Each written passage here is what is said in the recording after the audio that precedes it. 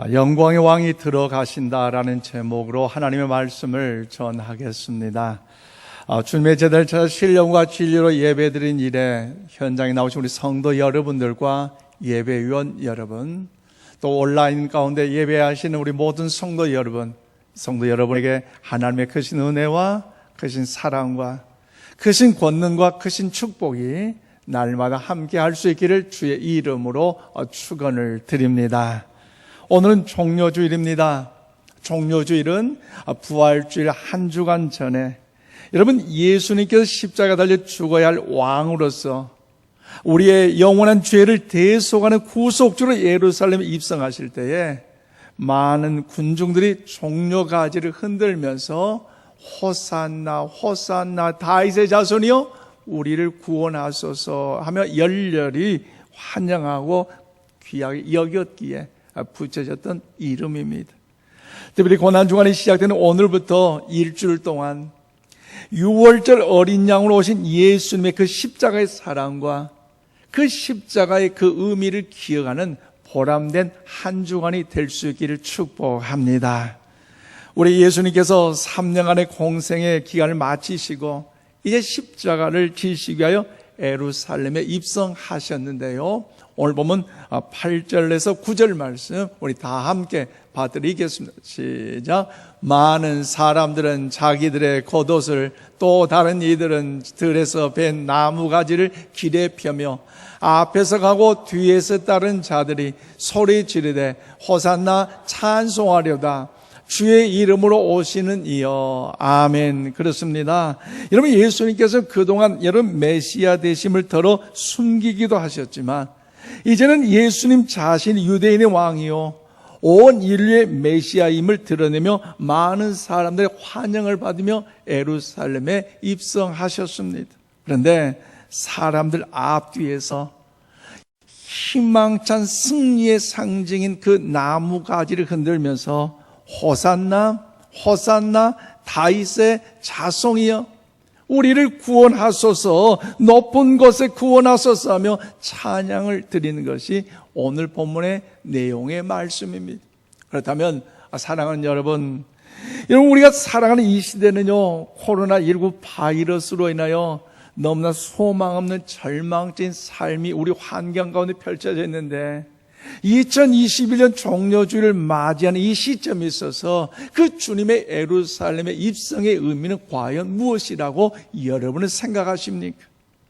또한 예수님이 종료주일에 세상을 호령하는 왕의 모습으로 잘 훈련된 군마를 타고 군화를 신고 따른 군사들 호의를 받으면서 입성하는 것이 아니라 아직 아무도 타보지 않는 초라한 작은 여러분 나귀 새끼를 타시고 그렇게 예루살렘을 입성하셨던 그 이유는 무엇이라고 생각을 하십니까? 코로나19 바이러스로 소망이 없는 절망적인 이 시대에 오늘 본문 말씀을 우리가 중심하면서 예수님께서 예루살렘을 입성하신 그 의미를 깨닫고 우리 모두 더 주님의 그 십자가를 넘어 부활에 이르기까지 하나님의 은총이 우리 가운데 임할 수 있기를 원합니다. 자, 저는 오늘 1절로 2절 말씀 보니까요, 구약에 예언된 말씀을 성취하기 위함이라는 것입니다. 우리 예수님의 예루살렘 입성 사건을 성경에서 자세히 살펴볼 때마다 예수님의 입성은요, 그냥 우연한 행렬의 어떤 입성이 아니라 여러분, 구약에 예언된 말씀인 어떤 말씀? 세상 죄를 지고 가신 어린 양, 이스라엘 백성의 모든 죄를 짊어지시는 구속자로서 어린 양으로서 여러분 더욱더 성취한 예루살렘의 입성이었다는 거죠. 그래서 오늘 보면 1절로 2절에 뭐라고 말씀하십니까? 그들이 예루살렘에 가까이 와서 감난산 벳바게와 베다니에 이르렀을 때에 예수께서 제자 중 둘을 보내시며 이르시되 너희는 맞은편 마을로 가라. 그리로 들어가면 곧 아직 아무도 타보지 않는 나귀 새끼가 매어 있는 것을 보리니 풀어 끌고 오라고 예수님은 말씀하고 있습니다.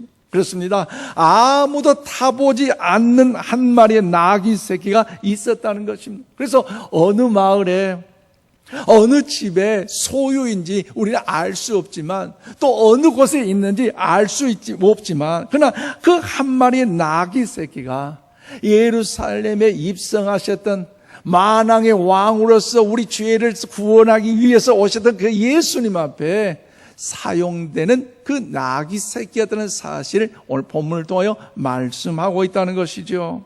그래서 여기서 표현된 아무도 타보지 않는 나귀 새끼는 원어상으로 어떤 목적으로든지 결코 누구에게서든지 한 번도 타보지 않는, 감히 어떤 사람도 앉아보지 않았던 나귀 새끼였다는 사실을 우리는요 알 수 있다는 것입니다. 그런데 여러분, 세상에 멍에를 매지 않는, 지금까지도 특별한 일을 하지 않는, 세속적인 일에 사용되지 않았던 그런 순수한 여러분 나귀 새끼였다는 거죠. 그런데 예수님께서 왜 하필이면 그 나귀 새끼를 타셨을까요?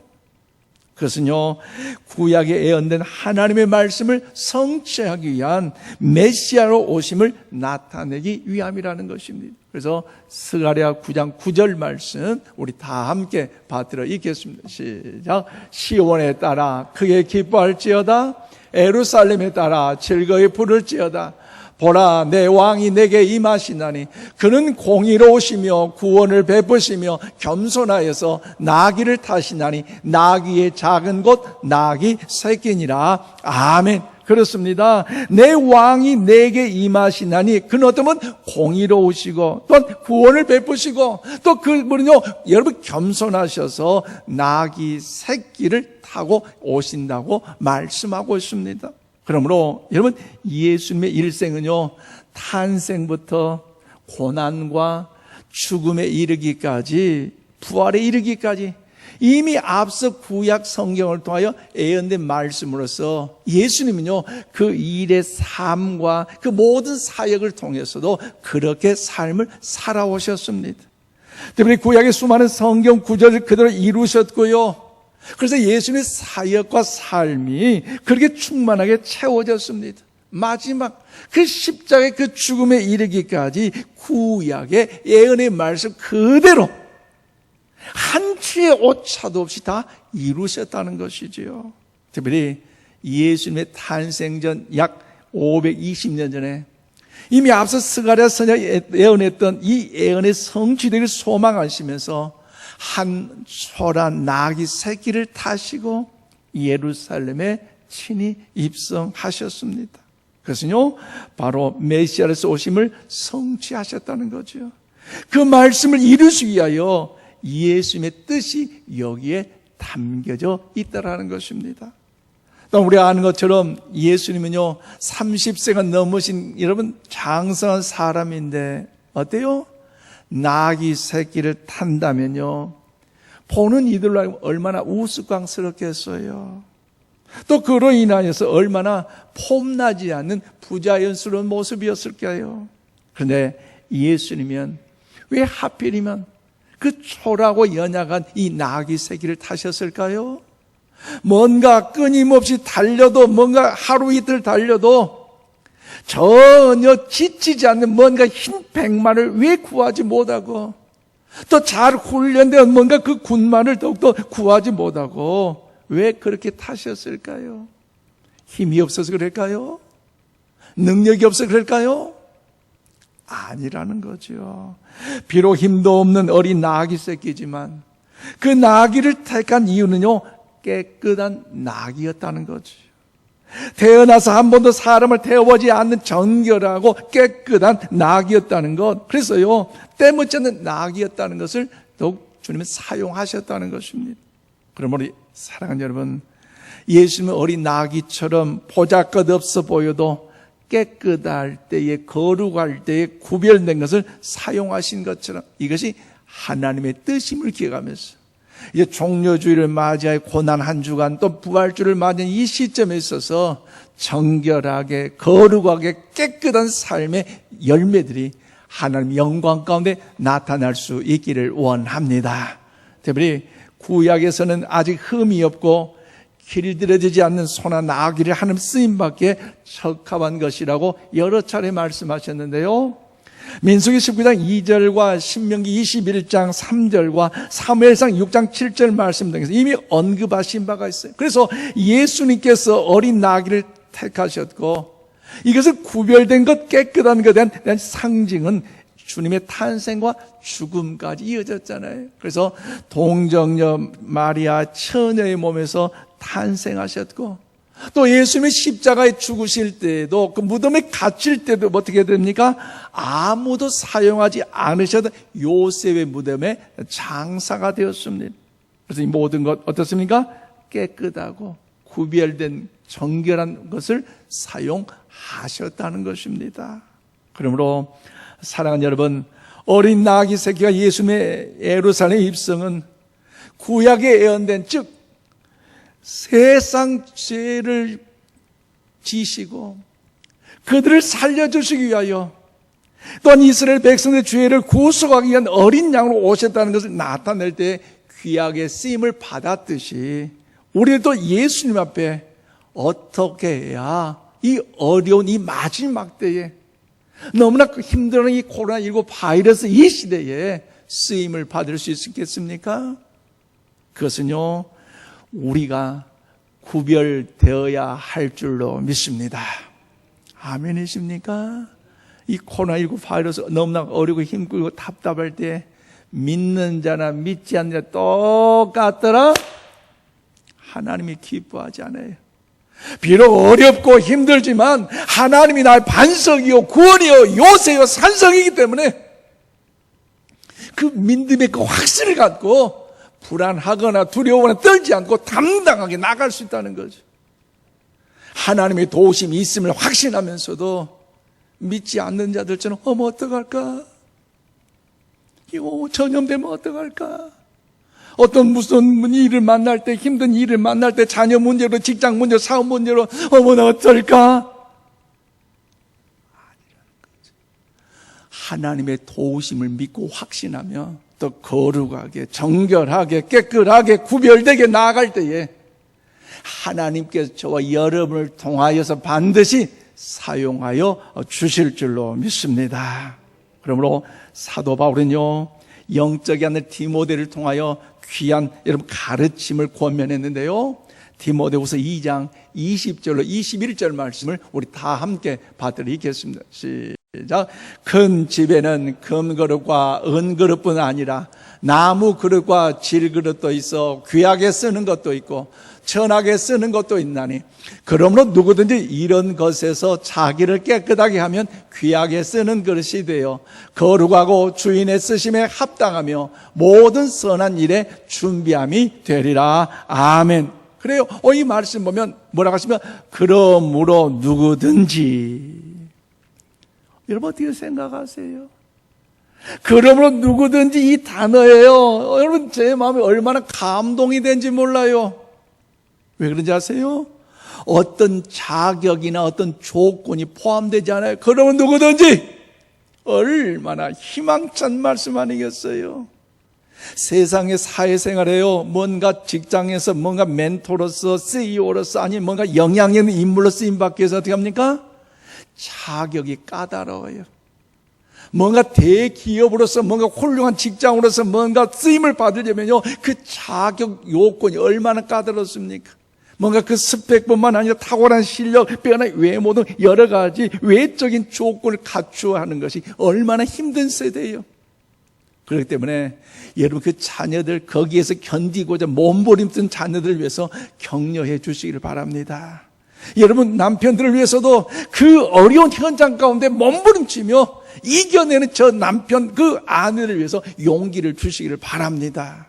그래 뭔가 더 주님 안에 힘을 낼 수 있는 거 아니겠어요? 그런데 여러분, 그러므로 누구든지 아무런 조건, 자격이 없다는 것 행복한 일 아니겠어요? 그런데 하나님의 일을 하는 데 있어서 그런 부분들을 바라보지 않고 그 어떤 그릇이든지 어떤 재료로 만들었든지가 중요한 것이나 얼마나 깨끗한가가 하나님 보실 때에, 주님 보실 때에 귀하게 여기더라고 말씀하고 있다는 거죠. 아무리 금과 은으로 만들어졌다 할지라도, 화려하게 치장이 됐다 할지라도 거기에 더럽혀져 있다면요, 구별되지 않다면요, 하나님은요 사용하지 않는다고 말씀하고 있습니다.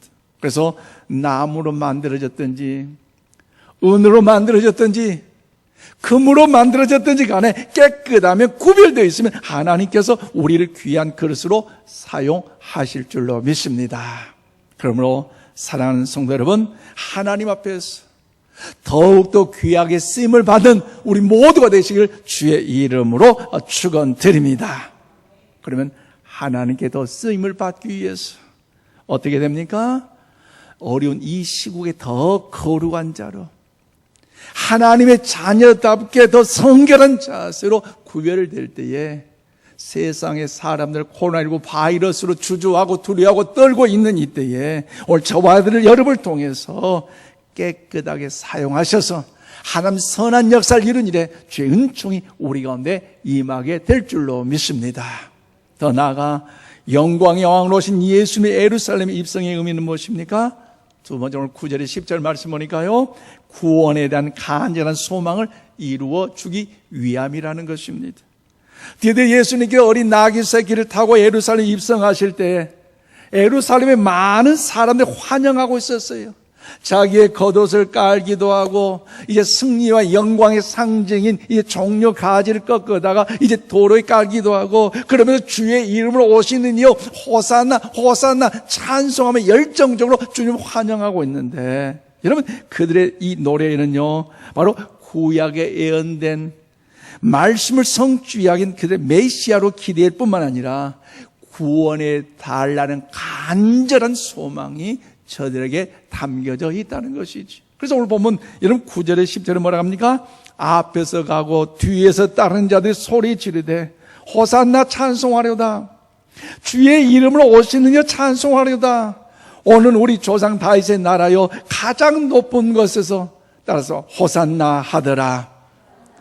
할렐루야. 그렇습니다. 제자들은요 주의 말씀에 순종하여 나귀 새끼를 데리고 왔어요. 그리고 자기의 겉옷을 이제 벗어서 예수님이 타시도록 그 나귀 위에 얹었어요. 어느새 모여든 많은 사람들 앞뒤 좌우에 모여들고요, 또 주변에 모여들면서 이제 길을 걸어가면서 깔기도 하고, 근데 종려나무 가지를 꺾어다 영광과 승리의 상징으로서 더욱더 그 길에 펴시면서 예수님을 향해서 환영하고 있잖아요. 그래서 유대인들은 예수님이 나사로 죽음에서 살린 것을 보았어요. 그동안 보리떡 5개, 물고기 2마리를 통해서 5,000명 이상이 먹고도 12광주에 남는 그 기적을 경험했어요. 수많은 그 기적과 이적을 통해 경험했기도 했고요, 그 현장의 소식을 소문으로 듣기도 했고요, 또 그 직접 체험한 그 사람들을 통해서 여러분 뭐랍니까?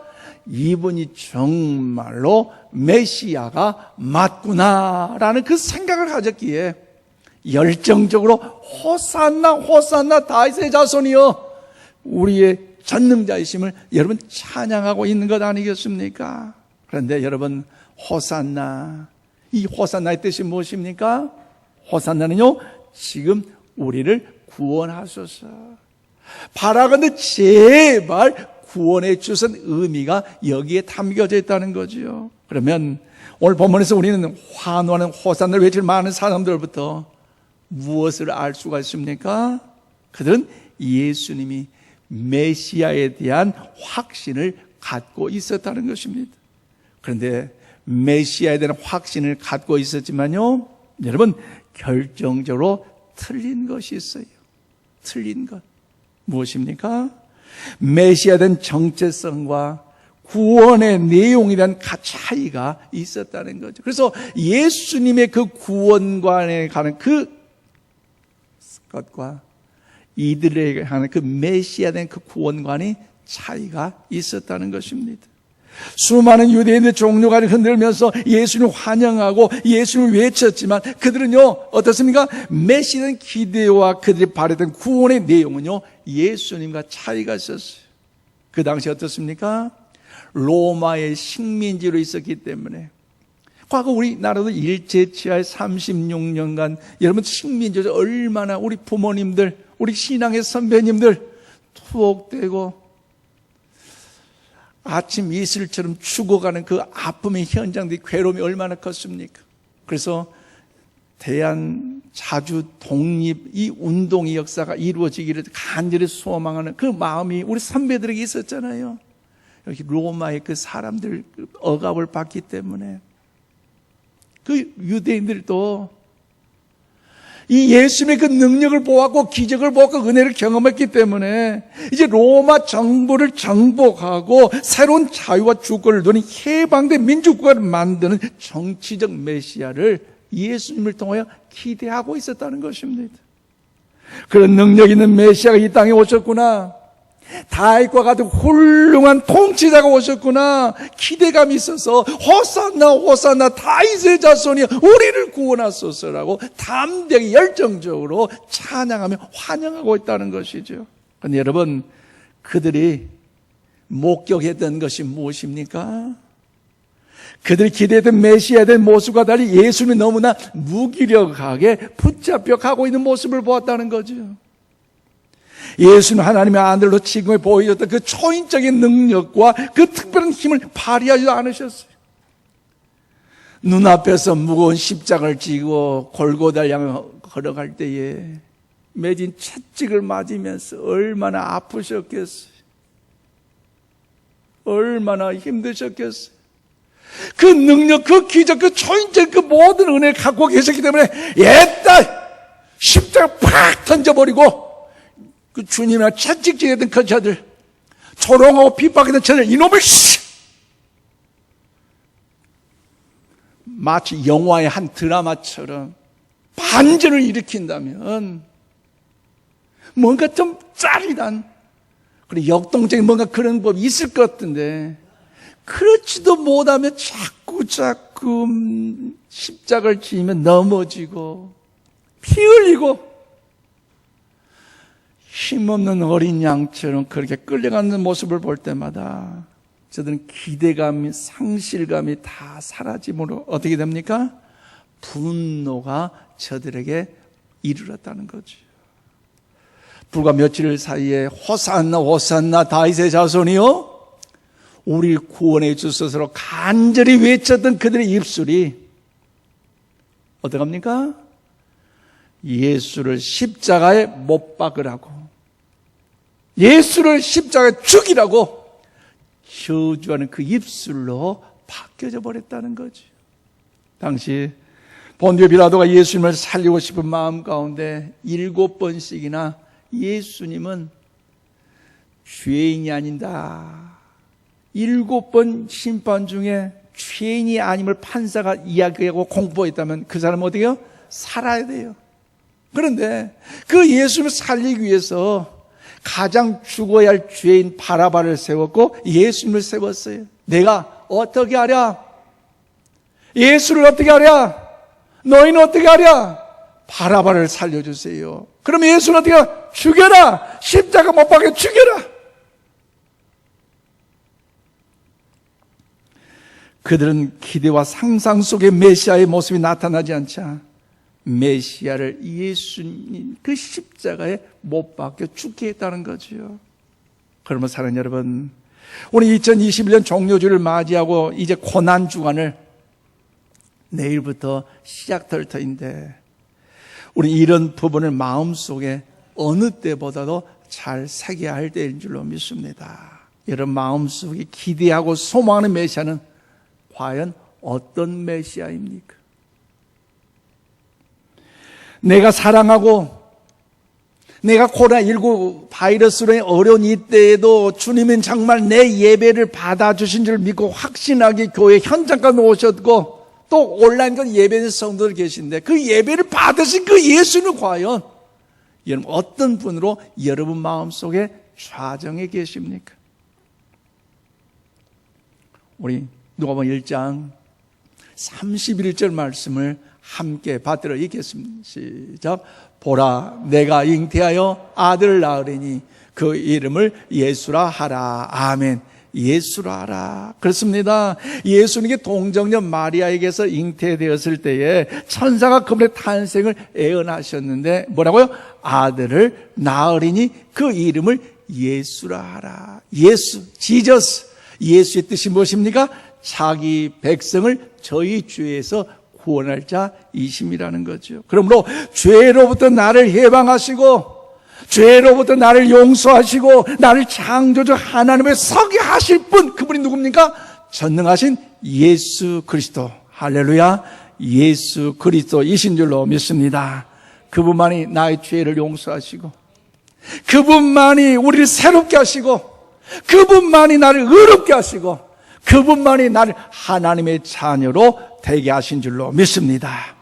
그렇기 때문에 사랑하는 여러분, 하나님의 말씀이 기록된 성경이 약속한 구원의 본질을 우리는요 바로 이해할 줄 알아야 한다는 거죠. 그러면 우리에게 구원의 감격으로 다가와 줄 줄로 믿습니다.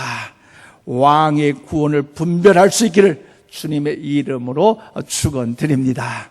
이제 말씀을 맺습니다. 사랑하는 우리 인천 신광 가족 여러분, 예수님은 이 땅에 섬김의 종으로 겸손의 종으로 오신 줄로 믿습니다.